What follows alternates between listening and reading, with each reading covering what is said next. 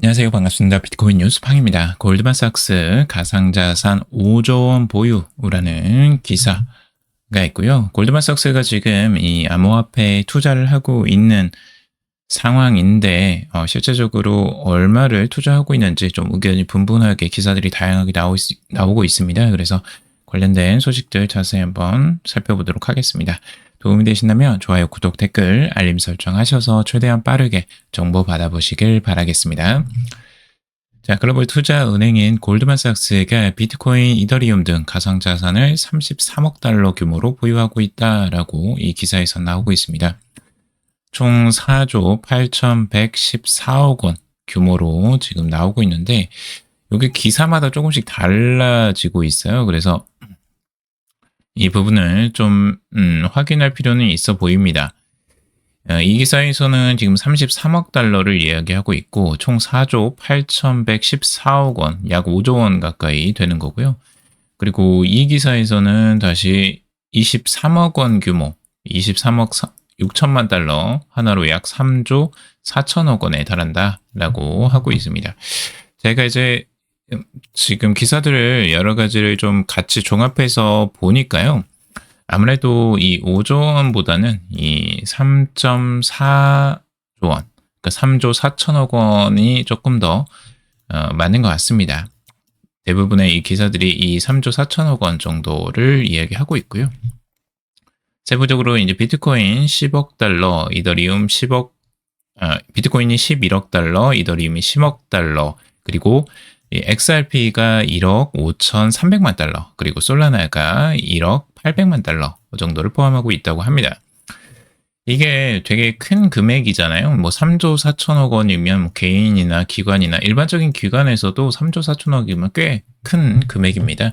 그런데 이 골드만삭스에서는 전체 운용자산 대비해서 0.33%밖에 안 된다고 해요. 그 정도로 비중이 이제 작은 건데, 그러면 골드만삭스에서 이 암호화폐에 투자한 게 별로 의미가 없는 게 아니냐라고 이제 생각하실 수 있는데요.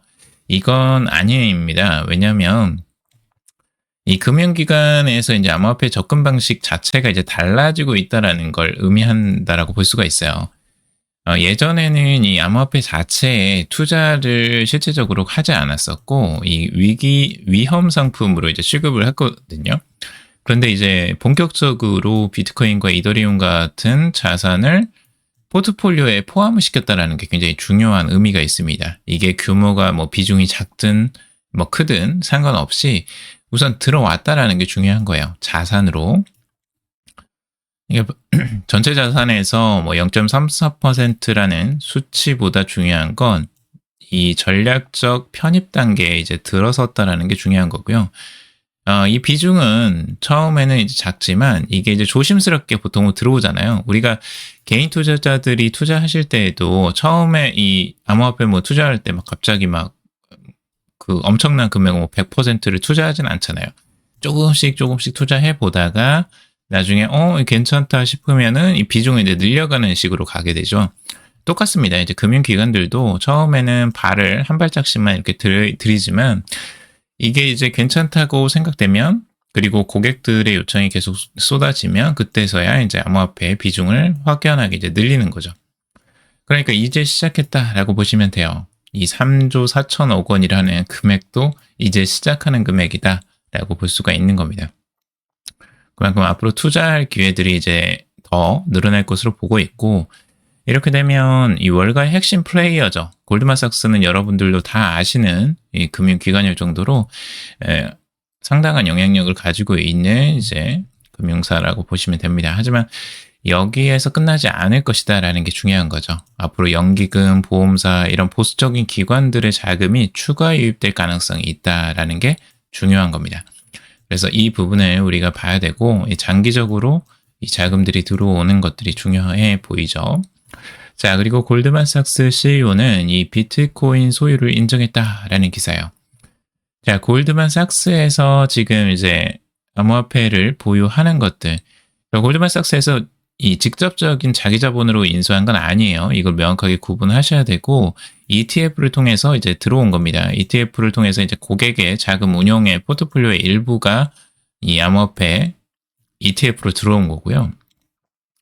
그런데 골드만삭스 CEO도 비트코인을 소유를 인정했다라는 겁니다. 굉장히 중요하죠. CEO가 실제적으로 암호화폐를 소유하는 게 굉장히 중요합니다. 왜냐하면 개인적으로도 이 암호화폐를 인정했다라는 거거든요. 그러니까 회사 차원에서 뭐 늘리는 거는 뭐 내 돈 아니니까라고 생각할 수 있지만 자기 돈을 가지고 이제 투자를 했다라는 게 중요한 겁니다. 그러니까 CEO도 입장이 이제 바뀐 거죠. 원래 이제 데이비드 솔로몬 같은 경우도 이 비트코인이나 뭐 암호화폐에 대해서 그렇게 우호적이진 않았습니다. 굉장히 보수적인 입장을 취했던 사람이고, 근데 그 사람이 입장을 바뀌었다는 게 이제 중요한 거죠. 결국엔 골드만삭스가 지금 골드만삭스를 이끄는 이 데이비드 솔로몬 CEO가 아주 적은 양의 비트코인을 개인적으로 소유하고 있다라고 밝혔어요. 골드만삭스가 지금 0.3%, 0.33% 정도 지금 가지고 있다고 했잖아요. 그 비중이 작죠. 비중이 전체 자산으로서는 작을 수 있는데 우리가 개인 투자자로 봤을 때는 어마어마한 자금일 수 있어요. 이게 이제 상대적인 거기 때문에 그런 거거든요. 하지만 이제 포트폴리오에서는 아주 적은 양이라고 표현을 하죠. 그러니까 지금 데이비드 솔로몬은 나는 지금 간을 보고 있다라고 표현하는 것이라고 할 수도 있어요. 그러니까 이제 시작했다. 아주 적은 양으로. 하지만 이 부분은 결국에는 늘어날 수 있다라는 걸 보여주는 그런 언급이기도 하죠. 우리가 이제 해석하기 나름이에요. 이걸 어떻게 해석할 것이냐 하는 건데요. 결국에는 암호화폐 시장으로 본격적으로 이 금융회사 골드만삭스의 CEO도 들어오고 있구나라는 거, 이거 굉장히 중요한 시그널이라고 볼 수가 있겠습니다.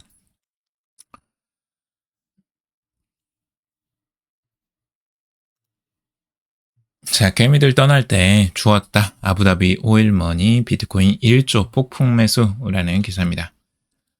자, 아랍에미레이트 이 아부다비의 양대 국부 펀드가 비트코인 가격 하락세가 뚜렷한 지난 4분기에 오히려 비트코인 현물 상장지수 펀드 ETF 투자를 대폭 늘린 것으로 지금 나타나고 있다라는 겁니다.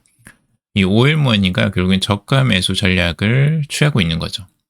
이 아부다비 정부 이 투자기관인 무바달라 투자회사와 그리고 알와르다 인베스트먼트는 지난 4분기 블랙록의 아이쉐어스 비트코인 트러스트를 집중 매수했다라고 하고 있죠. 이 기간은 비트코인 가격이 23%나 급락을 했던 때고요. 개인 투자자들의 이탈이 가속화된 시기와 맞물리고 있습니다. 무바달라는 4분기에도 약 400만 주를 추가 매수하면서 총 보유량을 1270만 주까지 늘렸다라고 하고 있습니다. 알와르다 역시 보유량을 820만 주로 확대를 했습니다.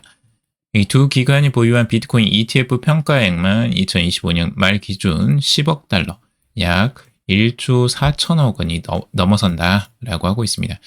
그러니까 하락장 속에서도 이 과감히 조단위 베팅을 계속해서 감행을 하고 있는 거죠. 물론 골드만삭스처럼 이 비중은 전체적으로 이제 상대적으로 크지는 않을 수 있어요. 하지만 금액적으로도 우리가 투자하는 금액들에 비해서는 상당히 큰 규모입니다.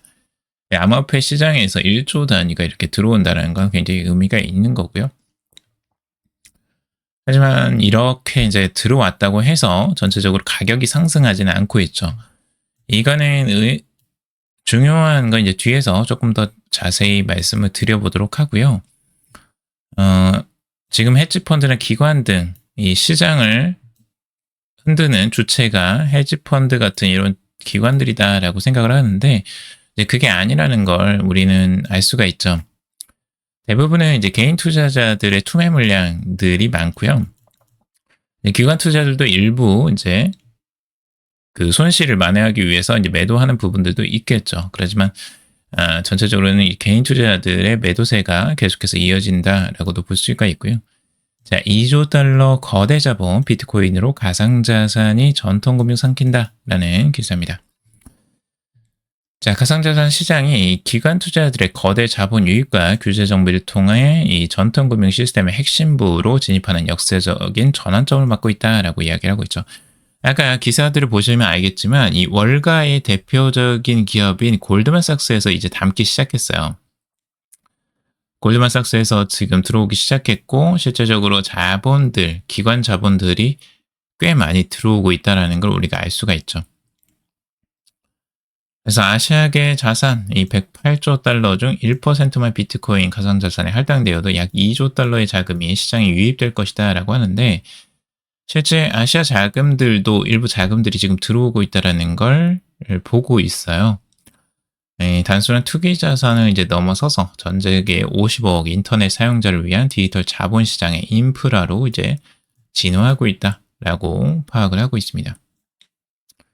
자, 그리고 이 개인 투자에 대해 수요가 주춤한 상황에서도 이 스마트 머니를 보유한 기업과 기관의 배치는 여전히 강력하게 유지되고 있다라고 바이낸스 최고 경영자가 이야기를 하고 있습니다.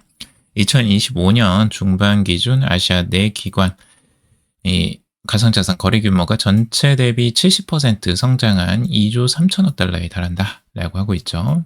굉장히 지금 아시아 자본도 가상자산의 큰 비중을 차지하고 있고요. 여기서도 보시면 아시겠지만 블랙록 ETF에 숨은 이 장후이라는 사람이 나타났다고 하는데 중국 자본의 가능성이 높다라고 하고 있어요. 지금 중국에서는 이 암호화폐 투자를 지금 금지하고 있거든요. 그런데 중국 자본이 일부 지금 들어오는 것으로 지금 확인이 되고 있어요. 홍콩에 기반을 둔 이 법인에서 장후라는 이 중국 이름을 가진 인물이 이 등록을 한 건데요. 블랙록의 IBIT에 투자를 한 겁니다. 이 보고서에서 꽤 큰 규모의 투자가 지금 들어온 것으로 보여져요. 약 이 4억 3,600만 달러 규모의 유령 보유 지분이 포착이 됐다라고 하고 있습니다.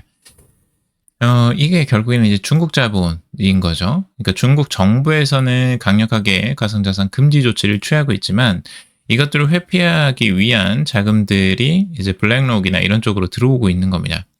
그러니까 중국에서는 투자하기가 어려워요. 그렇기 때문에 이제 미국 쪽으로 이제 조세 회피처를 통해서 넘어가고 있는 거죠. 그러니까 이런 부분들도 우리가 볼 필요가 있어요. 아시아 자본들이 꽤 많이 나중에 들어올 가능성들, 그리고 특히 중국 자본이 굉장히 큰데 그 규모에 비해서 지금 암호화폐 투자를 못하게 하고 있잖아요. 그러니까 그 자본들이 이제 미국이나 우회 자본으로 이제 들어올 가능성들이 더 높다라는 거, 이것들도 참고해 볼 만하죠. 자, 그리고 고래는 남고 개미는 던졌다. 비트코인 20만 BTC 매집에도 반등 막힌 이유라는 기사입니다. 여기 이제 고래들, 대형 보유자들이 이제 한 달 새에 20만 BTC를 추가 매집했다라는 겁니다.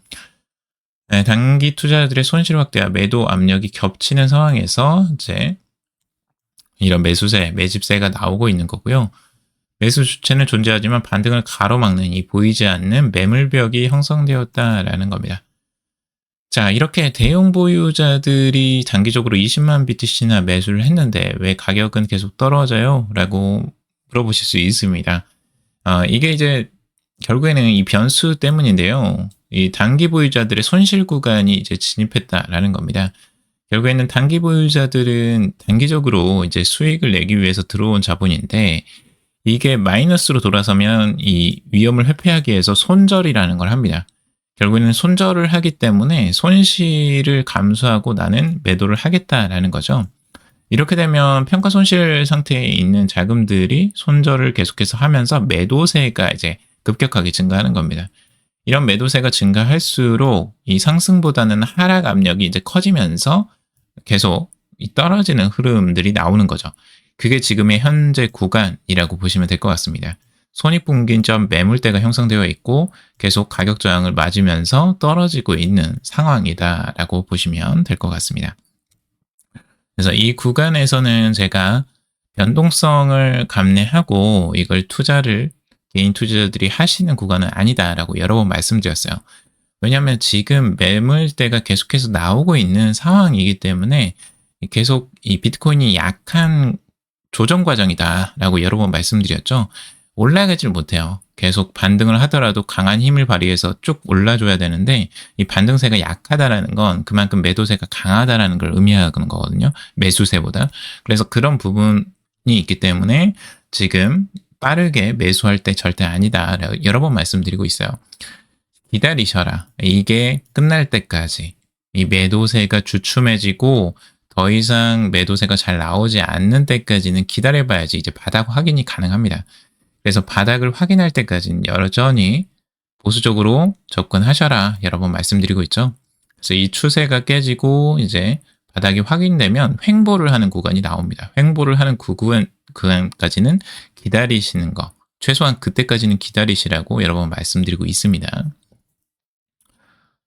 이게 급등을 막 바로 할 것 같지만 그렇게 가기가 쉽진 않아요. 이 과거의 역사를 보더라도. 그래서 이 횡보하는 구간들, 이 관심 없고 매도세가 주춤해지는 그 구간까지는 참고 견디시는 걸 좀 권해드립니다. 자, 그리고 에릭 트럼프도 인생 어느 때보다 비트코인 낙관한다. 트럼프 가문 가상자산 전면 배치. 에릭 트럼프 막 전 세계를 돌아다니면서 열심히 비트코인 홍보를 하고 있죠. 디지털 자산. 자신들의 핵심 사업이기 때문에 이 홍보를 하는 것에 적극적입니다. 어디 컨퍼런스나 뭐 이런 행사가 있을 때마다 우리나라에도 최근에 왔죠. 그래서 엄청난 투자를 지금 하고 있기도 하고요. 비트코인이랑 암호화폐.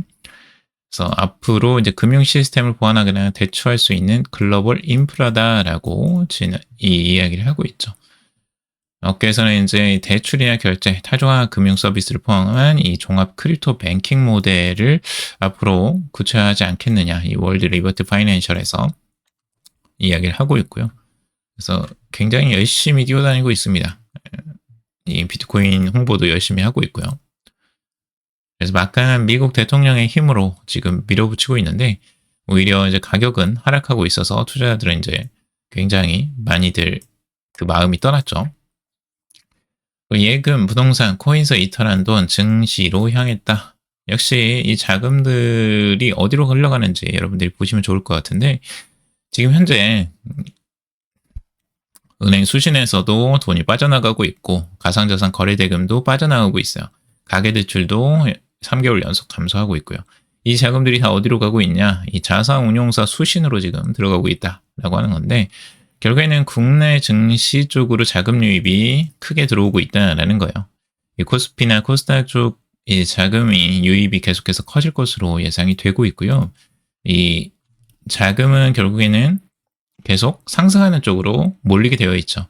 그래서 지금 현재 이 구간에서는 이 국내 증시도 계속 보시라고 여러 번 말씀을 드리고 있습니다. 자금이 모이는 쪽에 투자를 하시는 게 여러분들 투자에 훨씬 더 좋고요. 그리고 이 암호화폐에 관련된 주식 같은 거 기업들이 있잖아요. 그런 기업들도 여러분들이 계속 보시면서 투자 기회를 찾으셔라 여러 번 말씀을 드리고 있습니다. 무조건 지금 떨어지고 있는 조정기에 있는 암호화폐만 보지 마시고 다른 것들도 참고적으로 보셔라 여러 번 말씀드리고 있습니다.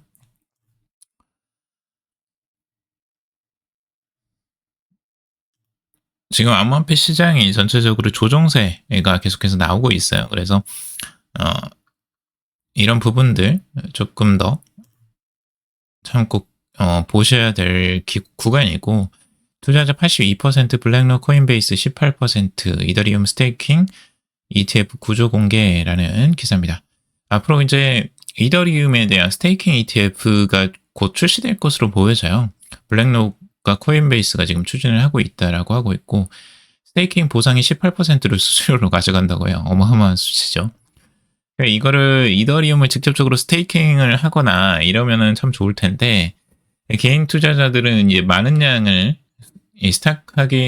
스테이킹하기는 좀 어렵기 때문에 ETF를 좀 통해서 가져갈 가능성이 높은데 얘네들이 수수료를 엄청나게 떼가네요. 그래서 개인적으로는 이제 이런 것들을 투자하실 때에도 이런 것들을 좀 보고 배워놓으면 좋죠. ETF로 이제 수수료를 다 떼고 남는 것들을 가져가는 것보다는 스스로 이제 해서 수수료를 절감하고 수익을 좀 극대화시키는 이런 전략이 낫지 않을까라는 생각이 들고 아무튼 ETF 이더리움 스테이킹 ETF는 아직까지는 이제 본격적으로 제대로 나오진 않았어요. 블랙록에서도 지금 이제 심사를 거쳐야 되기 때문에 이게 이제 본격적인 상품으로 나오게 되면 이더리움에 대한 투자도 이제 조금씩 늘어날 가능성이 열리는 거죠. 네, 그런 것들도 좀 보셨으면 좋겠습니다. 자, 오늘은 여기까지 정리해봤습니다. 여러분들 도움이 되셨길 바라고요. 도움이 되셨다면 좋아요, 구독, 댓글, 알림 설정 하셔서 최대한 빠르게 정보 받아보시길 바라겠습니다. 투자에 관련된 정보들 참고사항일 뿐이고 조언이 아닙니다. 투자하실 때 여러분들 스스로 꼭 판단하시고 결정하시길 바라겠습니다. 금일도 방송 들어주셔서 감사합니다.